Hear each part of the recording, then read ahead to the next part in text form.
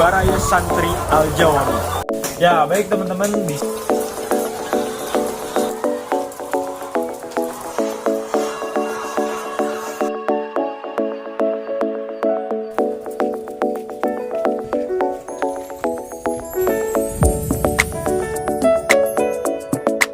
Assalamualaikum warahmatullahi wabarakatuh. Perkenalkan, nama saya Rifki Putra Erawan dari Baraya Santri Al-Jawami. Baik teman-teman, kita sedang berada di salah satu peternakan ayam petelur milik putra pimpinan Pondok Pesantren Sindang Sari Al-Jawami. Selanjutnya, kami akan menggali lebih dalam informasi terkait seputar peternakan ayam petelur dengan Santri Al-Jawami.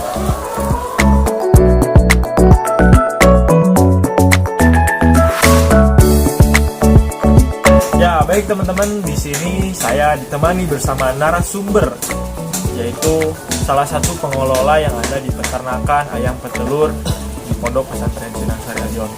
Ya, silahkan kepada saudara untuk perkenalan diri. Terima kasih Mas Odan. Perkenalkan, nama saya Muhammad Iqbal Kurniawan, asal dari kota Bandar Lampung. Tujuan saya ke sini mesantren sekaligus nyantri sekaligus kuliah di Universitas Islam Sunan Gunung Jati Bandung. Alhamdulillah kuliah saya sudah lulus dan akhirnya saya mengabdikan diri di Pondok Pesantren Sindang Sari Al-Jawami dan mengelola ayam petelur.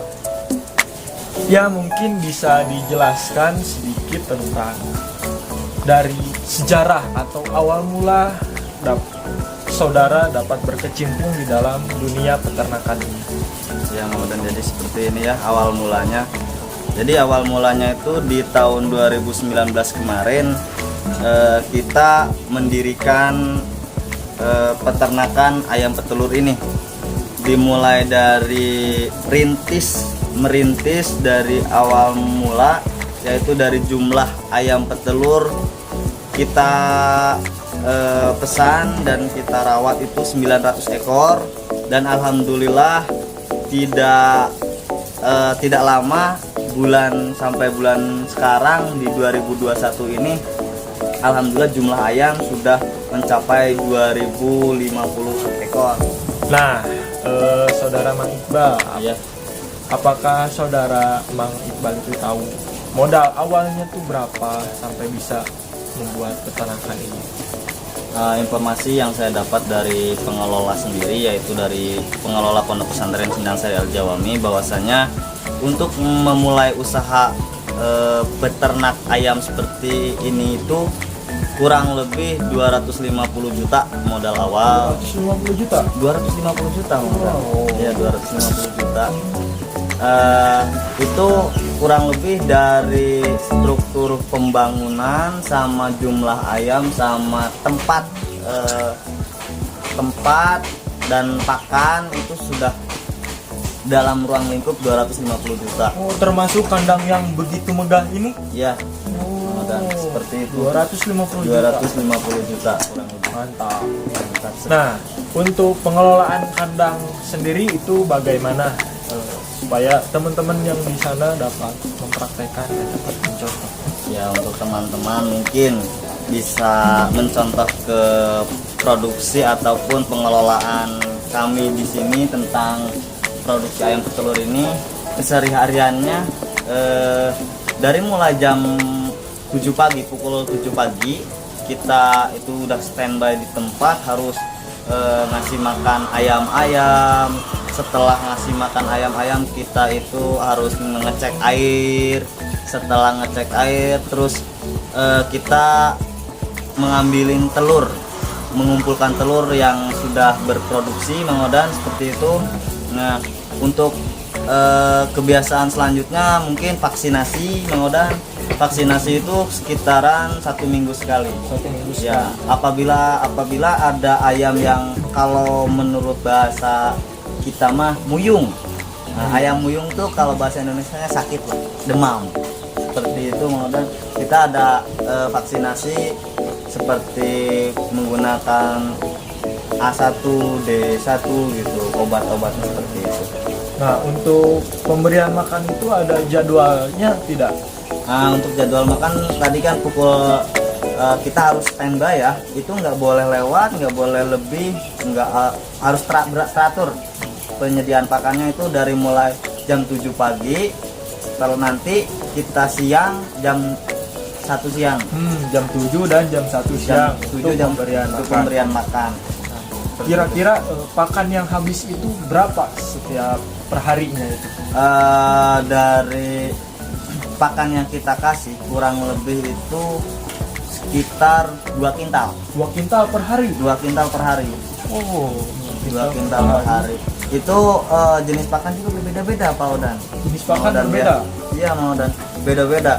Jadi kita campuran dari A11, 511, 511 sama gabah. Gabah itu bekas padi itu gabah. Terus campur sentrat. Nah, berapa persen? 20%, 20%, 35% sama sisanya sama gabah. Jadi banyakkan gabah daripada sentrat sama 511. Itu. Nah, untuk pemasaran tersendiri nih, Iya, Bang Odan. Iqbal, Ya. untuk produksi telur per hari itu ada berapa kilo ataupun butir lah? Nah, biasanya dari 2050 ekor ayam, 2050 ekor ayam itu 20% mungkin kemungkinan tidak bertelur karena kan ada yang sedang sakit atau stres ayamnya gitu. Dalam satu hari itu minimal 1 kintal lebih, 1,5 kintal lebih Per hari per 1 hari, kintal. 1,5 kintal lebih, seperti itu kurang lebih. Mantap ya. Untuk terkait harganya? Kita untuk terkait harga produksi, kita untuk jual ke pasar, kita menyesuaikan harga nasional dari sana, dari pasar induk. Kalau di pasar induk sekian, kita bedanya 500. Semisal di sana harga dari pasar induk 23.000, di sini kita 23.000, di sini 22.500. Oh, jadi lebih rendah rendah. daripada harga pasaran. Kalau eceran beda lagi, Mang Odan. Eceran beda lagi. Kalau hanya belinya 1 kilo atau 2 kilo mungkin harganya sama dengan harga yang di warung-warung. Kalau di warung-warung menjual 26, 25, ya kita menyesuaikan harga itu. Tapi kita jualnya per ikat, Mang Odan. Per ikat itu kan 15 kilo. 15 kilo itu 1 ikat. Nah, jadi kita jualnya iketan. Dalam berat jumlah butir itu 15 kilo. 15 kilo. Jadi harga miring menyesuaikan pasar induk seperti itu. Nah, untuk telur ini Ya. disuplainya kemana aja kira-kira? Nah, untuk supply merata di sini sebetulnya banyak yang meminta kepada kita untuk menyetok barang telur karena mungkin jumlah pakan dan itunya juga jumlah telur gitu ya, produksi ayam kita jualnya ke itu grosir Warga. ya, itu sudah nyarter, biasanya kekurangan kita. Oh, biasanya Kekurangan, malah kekurangan, masih banyak pelanggan datang itu minta 2 ikat atau 3 ikat, kita masih kekurangan. Jadi intinya disuplainya itu ke pasar, grosir, warga sekitar gitu ya. seperti itu. Baik, itu terkait pemasaran. Untuk pendapatan nih, kan Ya. kita tahu bahwasannya tadi itu telur produksinya banyak. Untuk pendapatan per harinya itu kira-kira dapat berapa? Nah, untuk pendapatan ataupun omset ya bahasanya, Ya. omset per hari itu kita minimal itu 2.300.000, 2,5 juta seperti itu, Mang Odan. Per harinya. Kalau omset bulanan mungkin sampai 30 juta. 30 juta Per bulan. kurang lebih 30 juta omset. Itu kan omset dalam ruang lingkup keseluruhan, belum dibagi pakan, belum dibagi pekerja mungkin ya. Sebagai saya itu pengelola ibaratnya gitu. Nah, itu dibagi 3. Jadi untuk pakan, untuk pengelola, dan untuk hasil sendiri gitu. Jadi tadi itu 30 juta itu pendapatan kotor. Masih kotor. Belum bersih. Nah, paling mentok bersih 1 bulan itu sekitaran 12 juta. 12 12 juta per bulan. per bulan. Itu sudah bersih ya? Udah bersih itu 1 bulan 12 juta.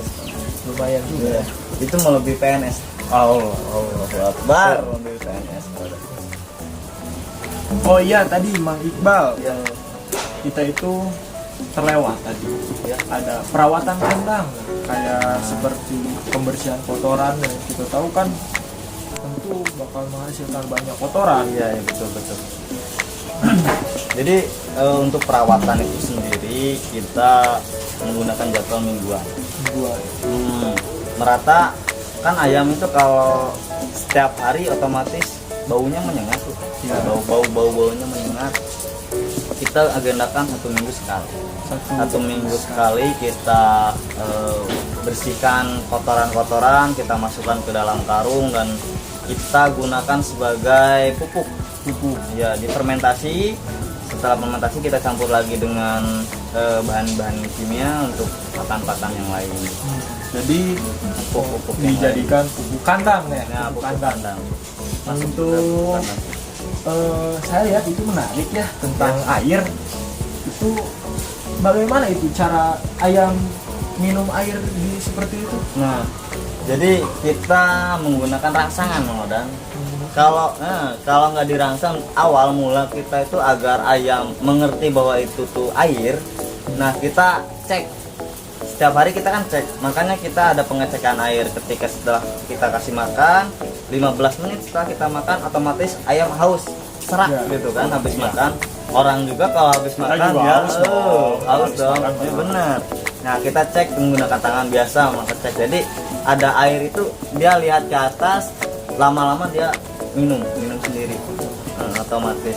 Jadi tidak, nanti kedepannya tidak usah harus dipelajari. Oh, ini minuman gitu. Nggak usah. Oh, jadi tapi untuk stok air akan terus ada berjalan gitu. Stok air kita menggunakan toren, itu torennya ada di atas. Ya, ada di atas. Oh iya itu. Iya, betul. Jadi air mah tetap mengalir ya. Air tetap mengalir dan biasanya juga kita menggunakan vitamin ya, untuk vitamin buat minumnya itu kita masukkan ke dalam toren gitu. Udah ada ukurannya masing-masing, berapa cc. Sekaligus untuk mencegah ayam sakit juga ya. Ya, betul. Ya baik, mungkin cukup dari saya wawancaranya dari tim Baraya Santri untuk hari ini. Alhamdulillah lumayan tergambar. Mungkin dari Iqbal sendiri apakah ada pesan dan kesan atau apalah jangan untuk para pemula yang akan memulai berternak? Oh, seperti itu Mang Odan ya. Jadi untuk Baraya Santri dan kawan-kawan seperjuangan peternak telur ayam, namanya ayamnya ayam boiler. Ya, boiler atau ayam ras, kalau bahasa orang Lampung itu ayam ras ya. Ayam betul seperti ini. Untuk memulai bisnis kita jangan takut untuk gagal. Kalau kita takut untuk gagal, maka kedepannya kita akan gagal terus. Tapi kalau kita sudah mencoba, otomatis kita ada evaluasi, keberanian diri, perhitungan seperti itu, dan memiliki hasil untuk maju ke depan. Jadi intinya jangan takut gagal. Buat teman-teman pemula yang akan melakukan usaha peternak telur. Ya, seperti itu Mang Odan. Jangan takut untuk memulai. Kerjakan apa yang ada di dalam hati dan pikiran Anda. Seperti itu. Baik, mungkin cukup sekian dari teman-teman. Semoga informasi ini dapat diterima oleh kalian semua dan khalayak umum. Mungkin cukup sekian videonya.